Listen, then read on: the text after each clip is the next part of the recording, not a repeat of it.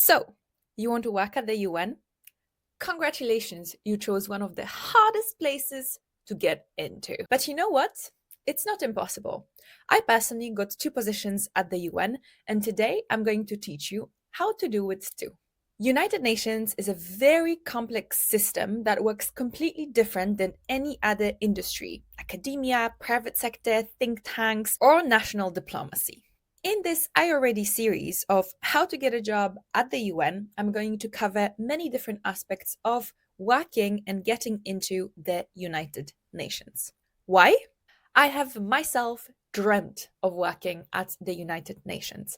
But as someone who comes from a very small town in Eastern Poland with no diplomatic connections or English as my first language, I struggled with finding the right information and being able to get in.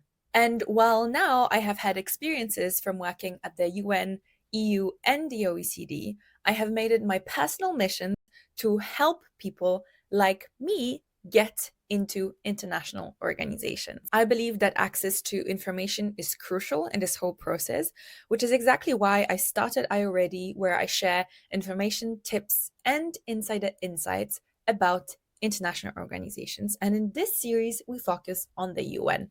This is the first of many videos about the UN. Each of the next videos is going to be very specific about a particular aspect of working at the UN, but today we're starting generally to give you a general idea of a 7-step process of how to land a job at the UN. Subscribe if you want to learn about UN grades, contract types, UN salary expectations, and more in the next videos. Let's get into the video. Step 1, understand the system. The United Nations truly is a system of its own, and it's crucial for you to understand it before you apply for jobs to increase your chances of actually landing one. When you're an outsider, it's a little bit difficult to understand all of the insights, but you can still understand some of the basic information. Saying, I want to work at the UN does actually not mean much. Which agency, on what topics, for what mission, in which office, in which city, headquarters, field office? There are so many different agencies, programs, funds that have been started within the UN system, and it's important to understand the complexities of each of them. Each of them have their own international treaties, member states, their own missions, different offices, or even ways of funding. Each of the UN agencies have websites where you can go through many different aspects such as mandate, missions, projects, member states, and I would advise you to start exploring it before you apply for a job. That all determines not only how you can get a job there, but what you would be doing there. It's very important to understand what they do and also what they are looking for. It's giving you a perspective of, if I did work for that agency or for that fund, what would my job look like, and also align your application in that way. I made a video about international organizations where I actually cover the different types of international organizations. So it is a very good place to start exploring the different types of international organizations, including different types of UN agencies and funds. Find the right opportunities. It's really important to also understand where you can find different opportunities. There are many different types of jobs, contracts, grades, recruitment processes. So learning where you can find the appropriate positions for you is a crucial step of this process. You do have an official Inspira website when a lot of UN jobs are announced, but not all UN agencies post their opportunities on those websites. Some of them, like IOM or UNDP, actually have their own recruitment websites. Some types of jobs are not announced on official websites at all, so then looking for them through LinkedIn is a better opportunity. There are some jobs that are never announced publicly and they're only discovered through mouth-to-mouth basis, so basically networking, or through headhunters. So identifying what you want and then knowing exactly where you can find these opportunities is the key to your success. Let's move to the next steps. There is a lot of jobs at the UN and many different UN agencies, but you will likely qualify for only a handful for them, and it's really important to understand how to check it. You need to make sure that some of the elements, among others, are aligned with the job requirements. For example, your nationality, education level, years of experience, relevance of your experience, your own motivation and ambition for the future, hard and soft skills, alignment with the mission. If you don't fit a specific profile, it will be impossible for you to get that job. So let's say that a job requires you to have 7 years of experience and you have 3. If you apply for such a job, it will be a waste of time for you.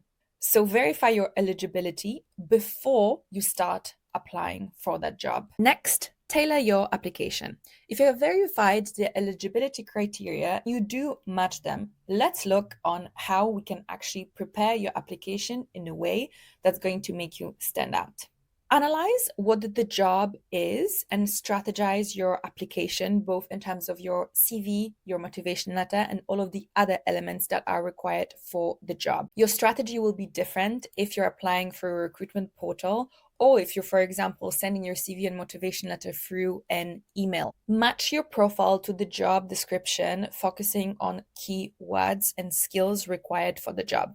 Use examples from your work aligned as much as possible with the job that you are applying for. If you want to have a precise step-by-step process of preparing your CV and motivation letter, I do have an online course for IOs and NGOs where session 4, the job application process, is completely dedicated to this.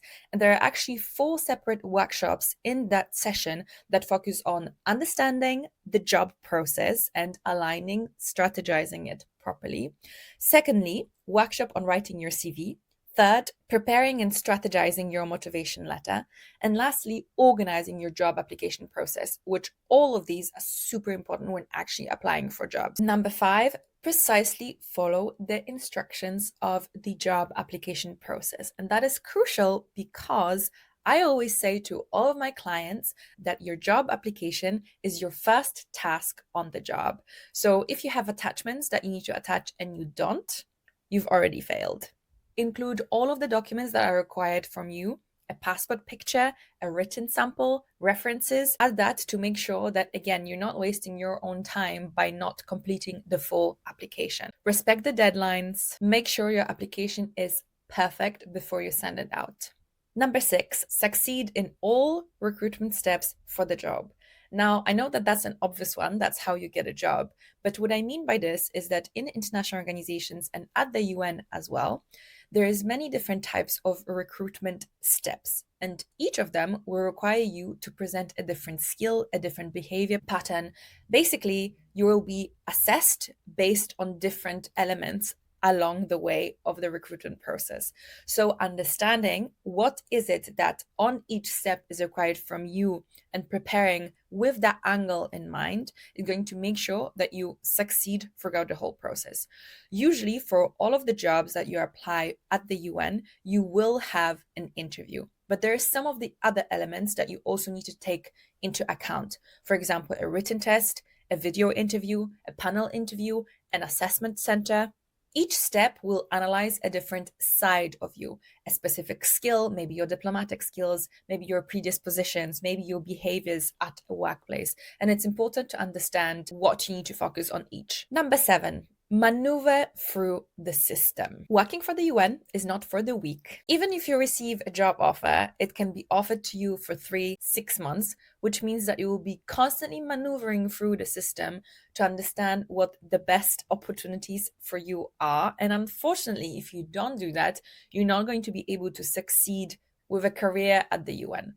So securing a job is actually not conducive to having a career at the UN, and I want you to understand that at this stage. Maneuvering through the UN system includes getting insider information about recruitment processes, who's hiring for what positions and when, interpreting financial information of teams and directorates to know where there is a possibility of being hired, networking with people and getting recommendations from them for your next jobs, accepting non-ideal positions or being paid poorly to stay within the system, changing teams strategically even if you don't want to, relocating to different cities, sometimes in very difficult locations. Getting a mentor within a system to better understand opportunities.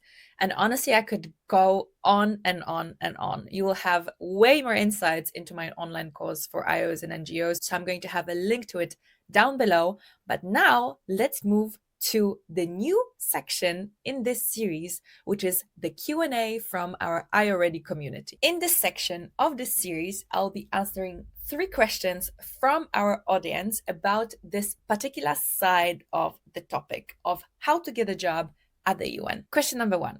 Are UN jobs competitive? Yes, yes, yes. Very competitive, to the extent that sometimes the requirements for the jobs announced publicly are actually much, much, much, much, much higher in real life. If you have thousands of applications for a job, which very often happens due to the fact that if you want to work for the UN, there is quite a lot of member states that are eligible to apply. Depending on the UN agencies, there are a lot of nationals that can apply for UN jobs, which means that the competition is not only high in terms of the amount of applications, but also the quality of these applications is also very, very, very competitive. So yes, UN jobs are very competitive. Question number 2. Do I need to speak multiple languages to work at the UN? Now, I'll surprise you with this one, but it depends on the job. And I have worked with a lot of people whose only language was English. So actually, no, you don't need to have multiple languages to work at the UN, but it does depend on your position. If you want to work in a field office, for example, and you want to work in communications, then if you want to work in Senegal, of course, you will need to speak French and English at minimum, right? But there are some of the positions, especially in the headquarters, where you don't need to speak multiple languages. Question number 3, is it necessary to have prior UN or NGO experience? And again, the answer may surprise you, but no, you actually don't. There is a lot of people that come from the private sector having had 10, 15 years, 20 years of experience in that area and translated their skills into international organization in a way that allowed them to land a job. And it is actually very refreshing to have people who are from the outside of the system, because it allows the organizations, the UN, to be a bit more innovative and to have a new perspective on the issues at hand. So if you come from the private sector or academia or maybe a think tank, there is a place for you at the UN.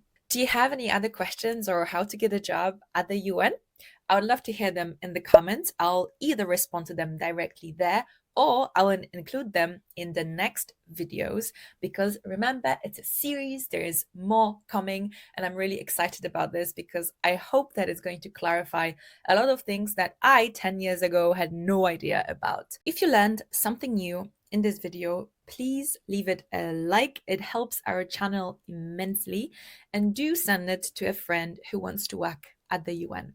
Our next video in this series is going to cover the types of contracts at the UN, and I hope I will see you then. Bye!